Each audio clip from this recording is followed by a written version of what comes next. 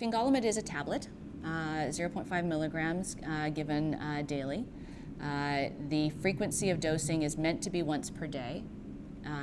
We monitor the white blood cell count, and very specifically the lymphocyte count, which, coming back to my prior comment about how the medication works, lymphocytes are the immune cells I was referring to that are educated in the thymus and lymph nodes and are, when turned on, part of the culprits that contribute to attacks in multiple sclerosis. So we expect those numbers in the blood to go down. That's how the medication works. But if the numbers go down too low, then we often change the frequency of dosing.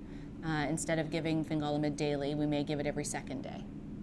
And that's common practice at this point, but I will mention that there's still work to be done to determine if that's the optimal way to manage the white blood cell count in patients treated with Fingolimod. And protocols may change in that regard over the next few years as we learn more about Fingolimod's use in the real world outside of clinical trials. The availability of an oral agent has made a huge difference. It also has brought to light how relatively ineffective the interferons were.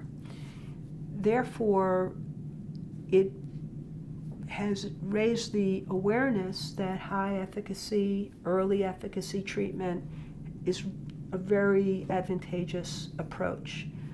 The benefit of preventing relapses, of preventing enhancement in terms of enhancing lesions, preventing new lesions is so important in terms of the well-being of our patients.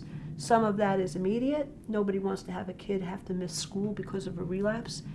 And I believe what we'll see is that some of that is also going to be in the future, that these kids are going to be doing better because you're able to control the disease early on more effectively. The approval of Fingolimod has several implications. First of all, it has provided the first approved therapy for pediatric multiple sclerosis, enhancing the ability for physicians to prescribe a treatment and gain insurance authorizations and approval.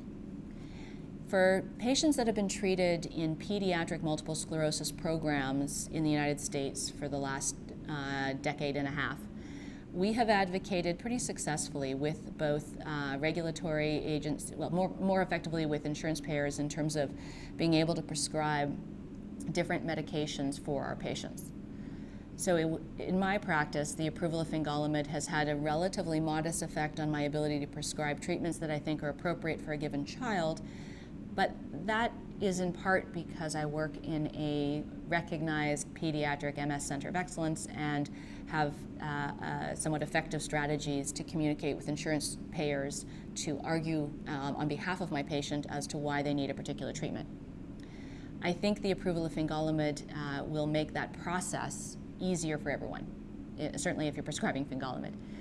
I think the monitoring of patients being prescribed Fingolimod is important. There's a first dose effect, and you do need to give you the first dose in a monitored setting, which of course means that a practitioner working in a more rural area or in a setting where they may not have the same facilities does need to link with regional facilities for adult MS to provide the same surveillance and safety when they initiate therapy. Monitoring is very important, and whenever you prescribe a therapy, including something like Fingolimod, which has some significant risks if not used appropriately, all providers need to be familiar with the monitoring for the use of Fingolimod, which includes more than just measuring the blood counts. You also have to monitor the retinal health. You have to have an eye exam. You have to monitor for skin changes that could be indicative of either infection or potentially malignancy, although we all think that will be quite uncommon in children. If children and teens decide not to take Fingolimod for more than a week, then when they restart, they have to be monitored again.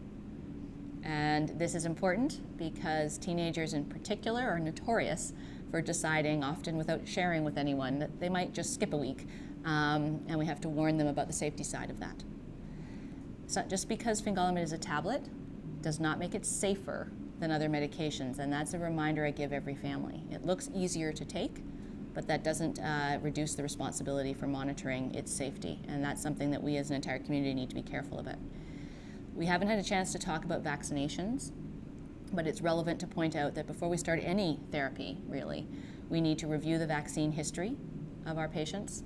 We need to advocate that they complete the full regional advisory for the vaccines that they need in that world region.